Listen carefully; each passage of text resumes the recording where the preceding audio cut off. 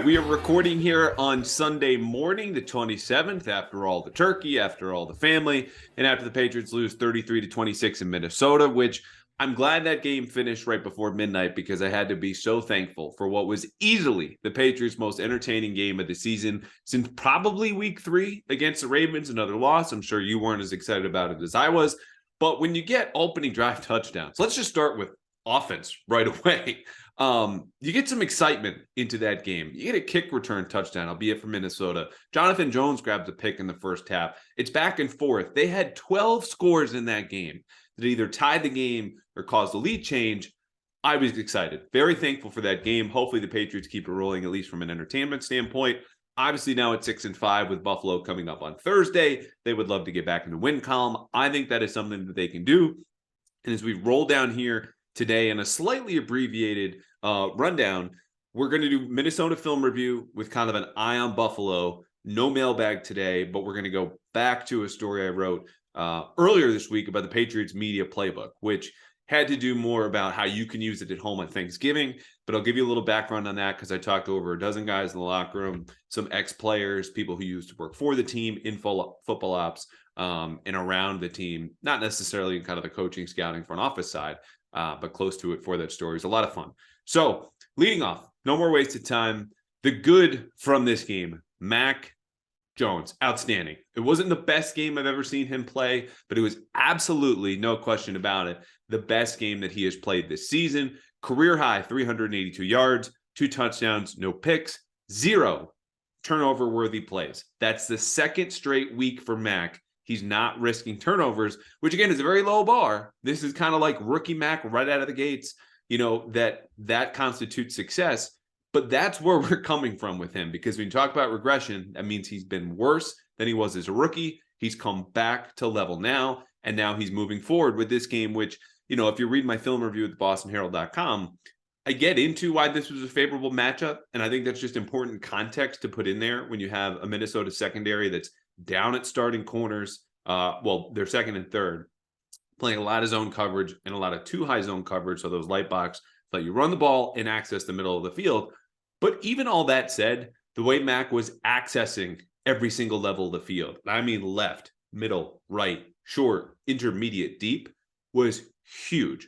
4 of 6 going deep. He had the 2 touchdowns. It's like a pitcher who won't throw low and outside, and you can just kind of sit middle or middle inside or look up. Like, that's absolutely massive because you keep the defense honest. And when you go down the stretch here, particularly against defenses that know Mac well, like Buffalo twice, in Miami coming up on New Year's Day, they're going to make him do things he doesn't want to. In this game, he said, I'm comfortable with whatever. Again, 382 yards. I talked about down the middle, 10 of 11, 168, 2 touchdowns. He was also better against pressure, which if you've been listening, know that we've covered this. The stats on Pro Football Focus are horrendous, and there's some room and some range in there. None of their numbers, especially the grades, are kind of ironclad. And I keep my own pressures when I'm charting the game or reviewing it twice afterwards, because sometimes the discrepancy is just so massive. And they had different graders for different teams and different games. But when you look at his numbers against Minnesota, so much better against under pressure. And those plays, because he's dropping back, are usually going to be, third down or second and 10s that'll keep you out of third downs and third and longs, or sometimes in the red zone. Like, got to have it slightly higher leverage plays where he needs to be better, and he hasn't, and that's explained a lot of their struggles so far, specifically as a passing offense. But overall, Mac was tremendous. Question now is how much of this can roll over into Buffalo. Again, there's the notion that players or teams kind of keep momentum going from game to game is a fan and media thing that doesn't exist when you talk to guys in the locker room, or just think about it for a second, because it's not like we see them in this case on a Thursday, and then the next time you'll see them again is on a Thursday. So it makes sense. Things that you were just doing can roll over to the next time I see you. But in between those 2 Thursdays are 6 other days, okay, where they're practicing, they're going home, they're meeting, they're being with their families. Like, this is just nonsense when you get into that first drive and they finally play again against the Bills. I think you can sustain that momentum and focus day to day to day, not to sound too much like them. But the thing is, for Mac, the carryover, he can't take what Minnesota was doing, what I just talked about, all the zone coverage, a lot of too high stuff allows him to access the middle of the field, but he can protect the ball better. and I think try to access every single area of the field to keep them honest. And if he does that, the Patriots have a legitimate shot against Buffalo. And if he plays like this against Buffalo, I think they'll get one of these two games. It could be this one. It could be on the road. The Bills have not been the world beaters we built them up to be in August, September, and October. Josh Allen has more more interceptions than touchdowns this month. So I'm not guaranteeing a close game or Patriots win. I'm just saying Mac is the key. The quarterback's the key. And he's at least shown a higher ceiling than we had seen anything remotely close to earlier this year. Big good. Next good, pass protection. Mac was benefiting from shockingly good pass protection. 4 pressures allowed before the fourth quarter when, you get some noise in those numbers with the last couple of drives. They're shotgun, they have to pass, et cetera, et cetera. Yannick adjust. I had it only down for 2 pressures allowed. The Patriots helped him a lot. Wisely, you had Hunter Henry chipping, sometimes offering a double team. And then you had Ramondre Stevenson chipping on occasion, staying in for 11 snaps of pass blocking for him, which was the second most all year. The only other game that was higher was at Cleveland, which was Bailey Zappe's first road start, the game that Damian Harris, I don't think he played outright. Yeah, he was kept out. And then they're facing Myles Garrett. So when you're facing Danielle Hunter and Zadarius Smith, who turned Cole Strange a lot in this game, but not as bad as some other Cole Strange games, the Patriots wisely helped out their rookie left guard and their turnstile right tackle, and things went okay. So we can get to the sacks a little bit later, and we will with Trent Brown. But overall, pass protection was good. That set the table for everything else. Third on the good list when the Patriots lost to Minnesota, Raekwon McMillan. It was funny. I was thinking a couple of weeks ago when he's starting to come back, and he's had a good string of games here. Like, we can highlight the Josh Uche breakout. He has another sack. He's had multiple pressures in something like 4 or 5 straight games. Within those 4 to 5, McMillan's been good in the last 3, like really, really good, even in small samples. And I was thinking back with a couple other writers saying, remember in the spring and the summer, we were talking about the infusion of speed into the second level of the defense, like the Patriots, they got Mac Wilson, and they got Cameron McGrone and Raekwon McMillan, and it's kind of like their approach at receiver. We're just going to throw a bunch of, mid-level veterans at the wall and see if someone sticks, or a late round pick in case of Cameron McGrone. Like, it said something more, though, than about any one of those players, just the state of the Patriots' speed in their defense over the last however many years. When Raekwon McMillan, a very average linebacker in most senses, but specifically with his speed, is making you faster. Now, McMillan looked pretty fast against Minnesota because he was playing to his strengths, which are his instincts. And again, he's a well-rounded linebacker. He's not going to, change your world as a defense. He's obviously faster than some guys they've had like Kyle Van Noy and Dante Hightower last year. But the way he gets a step ahead is those instincts, the way his play recognition works so well. And he had 2 tackles for loss. One blew up an outside zone run play. Another one, I think it was a swing screen to the left side. If he keeps playing like that, you're going to have some of the variance come down from guys like Jelani Tavai, when he can't play to his strength, which is primarily against the run, or Mac Wilson flying around against the pass, but misses more tackles than you'd like. He's a steadier player when he's like this, and he looks like someone who's not only just fully recovered from the ACL, because that's been true for a while, he's been out there. He's fully recovered and in football shape, having played now 10, 11 games for the Patriots, coming off of a catastrophic injury. So credit to McMillan, 2 tackles for loss led the Patriots. Not game-changing plays, but something to watch if you start to see him more on Thursday. Also because the Patriots are full-on into the rotations, okay? We saw guys in the 3rd series sitting. We talked about this with the corners, Mills, Jack Jones, Jonathan Jones. They're trying to keep them fresh for the long haul. And when you have another, capable body in McMillan, that helps you in the long run. And I think when he inspires confidence on his own, we'll give him 4 or 5 series in a row before you take him out. Okay, on to the bad. This starts with the coverage against Justin Jefferson. This was the first thing aside from the Hunter Henry overturned touchdown. And yes, it was a catch. And yes, it should have been a touchdown. The coverage against Justin Jefferson was just not good enough. And at some point, you tip your hat to the best receiver in the world. Are we still tipping hats, by the way? Is that like an older style thing? Like, would you tip a ball cap? We'll come back to that. Probably not. But 9 catches, 139 yards and a touchdown says it all. And Jonathan Jones was on him for most of the night. And you can be like, well, Jonathan Jones had a pick and Jonathan Jones dropped another pick. Yes, the drop pick was in front of Justin Jefferson, a bad decision by Kirk Cousins on an out route, like 3rd and medium.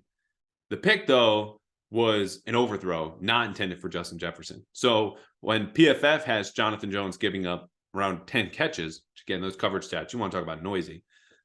You can't take those at face value. But nonetheless, it was bad. The Patriots started to double him, I think, a little bit too late. Even some of those doubles, when you look at his catches downfield, ineffective. Again, you give credit to Jefferson, but the Patriots knew that their easy pass to defeat was letting their best player, Justin Jefferson, show out, and that's exactly what he did. The irony of it all is when they finally effectively doubled Justin Jefferson in the red zone, the Vikings' last touchdown, the last score of the game, Adam Thielen gets free going the opposite way. These two deep crossers, a play that Minnesota had been waiting to call all game. And Kirk Cousins kept checking out of it until the Patriots gave him the right look. And Vikings coach Kevin O'Connell was explaining that I was just too stubborn. I was going to keep calling it. They get the play. Justin Jefferson had 3 defenders with him, and Adam Thielen 2 steps behind Jalen Mills, then with the ball in the end zone. So the coverage, though, was not as bad as the special teams play. Give up your first kick return touchdown since 2010. You have a disastrous penalty in the fourth quarter with Pierre Strong running into the punter on 4th and 3. It extends the drive 3 plays later. There goes Adam Thielen. And these are just can't have it plays. Like, you're in a game against a team that's very similar to you as far as, similar enough record, talent, and potential. Like, you just can't give them those big bounces or second chances. And that's, of course, exactly what the Patriots did. Now, I wrote in the intro of my film review, there was a stat from, I think it's Stats Perform, or I'm getting the name wrong, but the tweet is linked in there that, the Patriots were the first team in the Super Bowl era, outgain your opponent more than 400 yards, complete 70% of your passes, score more than 25 points, less than 60 penalty yards, to lose a game like that.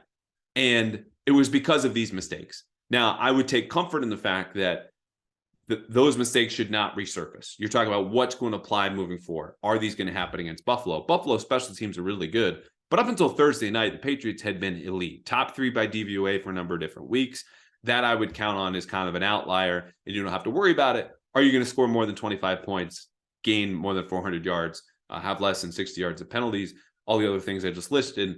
Moving forward, probably not. But I think the mistakes were so rare in such an outlier event, you don't need to worry about them. But ultimately, as far as Thursday night goes, yes, those absolutely killed you, in addition to some controversial calls.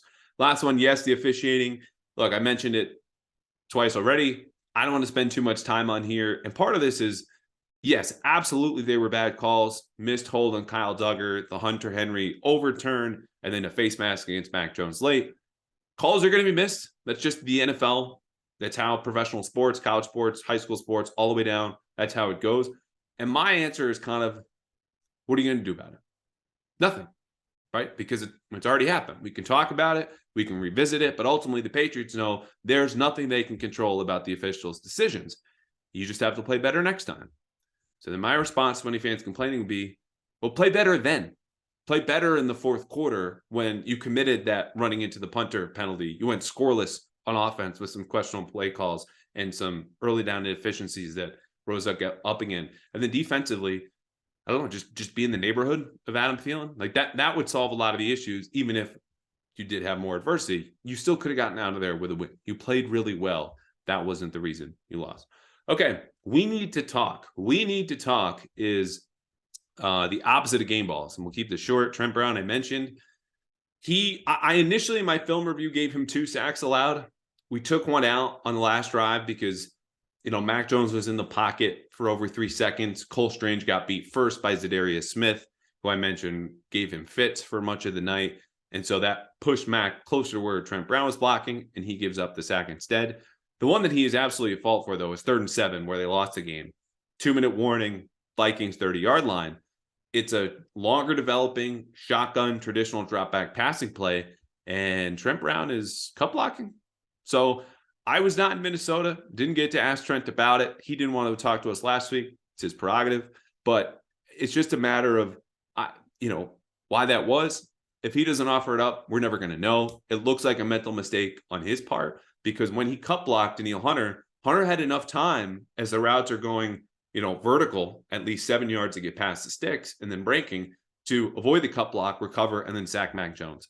So Trent Brown can't have those mental mistakes with 2 minutes left. down a touchdown 30 yards away from the end zone, but he did. Matt Patricia, good game. Look, I don't want to bang on the Matt Patricia drum here any longer. It's been boring. It's something that I think has been overdone the last 2 months. The instances where he's deserved credit, I feel like have been fair, giving him a ton. Detroit, Cleveland, some of the adjustments against Pittsburgh, and the early down play calling got better, as I tweet out now every week. But 16% play action, man. Their first snap, the 26-yarder to Jacoby Myers where he got hurt, was supposed to be a play action throw. Mac bobbled the snap and dropped it. I went for 26 yards. Probably more to do with the bobble than the lack of a fake. But that was their last play action pass of the half.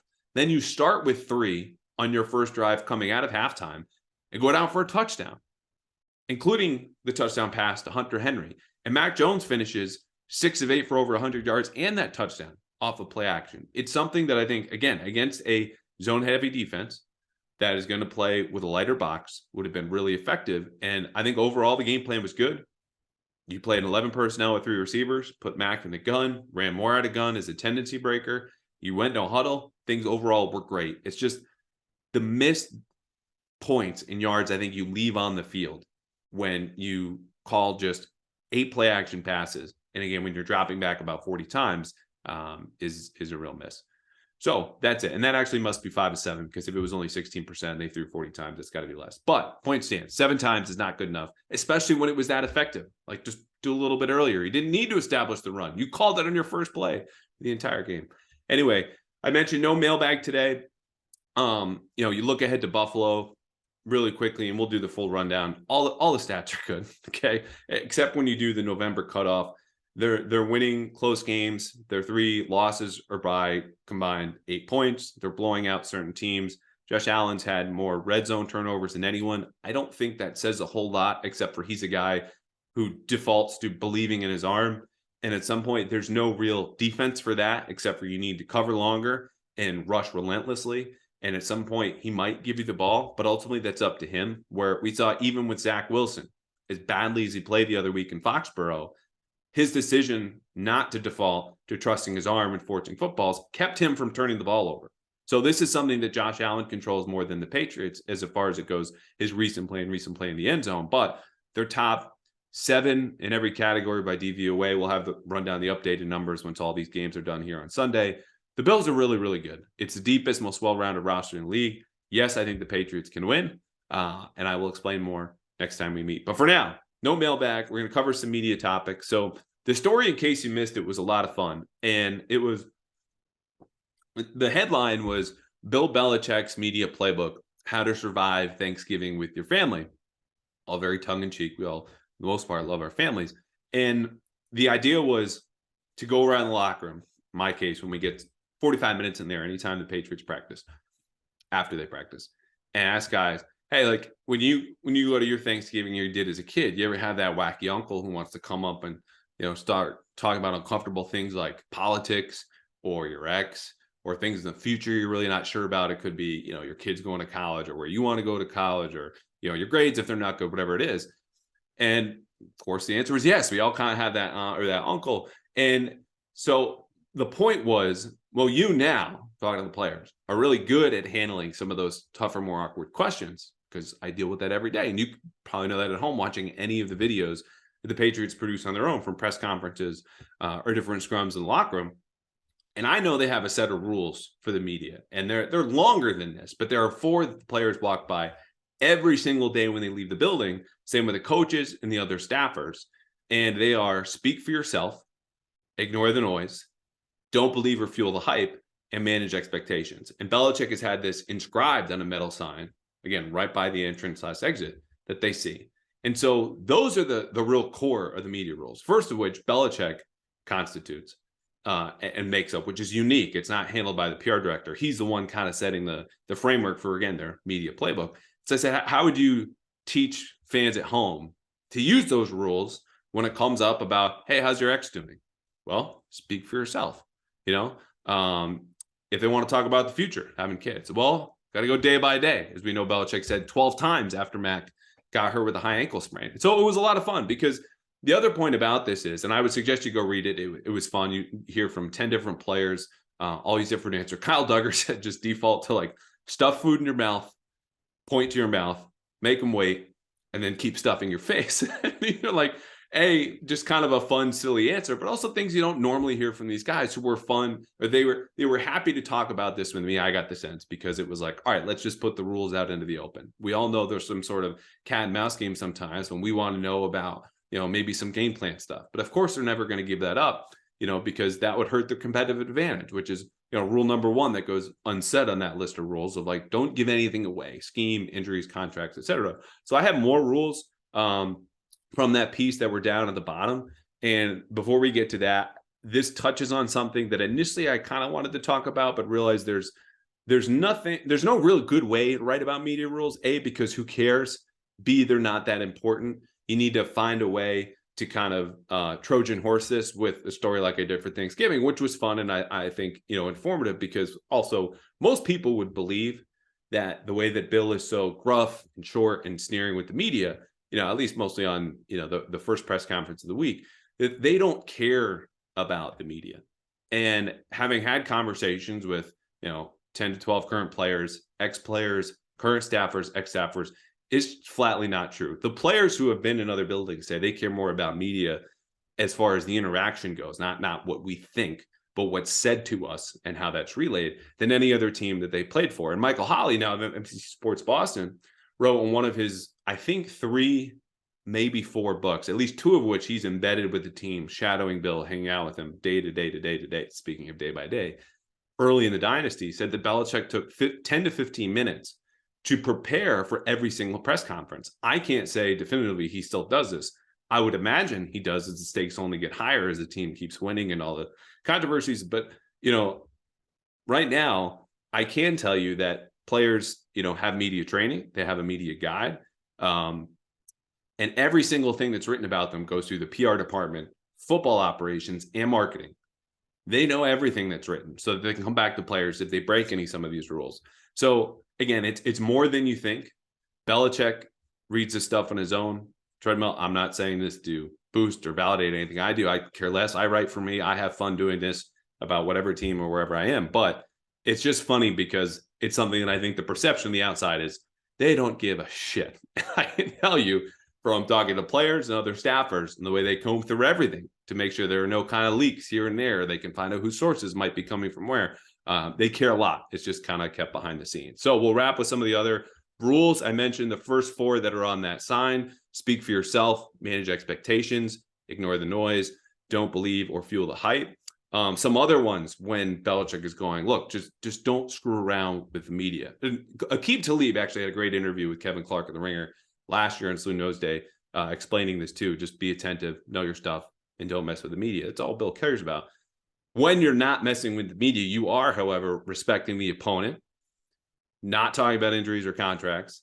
You're managing expectations, as I mentioned, and you're spreading credit and accepting blame. So the next time you're watching or hearing any sort of clip of press conference, it could be Belichick or any sort of players, wait for one of us, being the media, to ask about a particular player. And I guarantee you that the answer, I don't care who it is, because of spread credit and accept blame, you spread the credit around from that player. Ramondre Stevenson might be playing great. You'll get a mention to Damian Harris. You'll get a mention to the offensive line or, some of the rookie running backs. Like, it's never always about one player. They will take a question about one person and blow it out, because that further drives home the idea of putting the team first, which is one rule on the sign that players see coming into the building every day. But that's enough media talk. We will come back with a preview of the biggest game of the Patriots season. Buffalo, Thursday night, prime time. It's not make or break for their playoff hopes as much as they would be 6-6. Even if there's a close loss and the Patriots score a lot of points, I think they've got some hope. And you go to 538 even, their playoff hopes would be down, or their chances are like 33% with a loss. So it's not that big, but it is the biggest game of the season. And all the backdrop of last year, no puns, says it all. So we'll be back in a couple of days, either Wednesday morning or Thursday morning with a preview. Hope you had a great Thanksgiving, and we'll see you in December.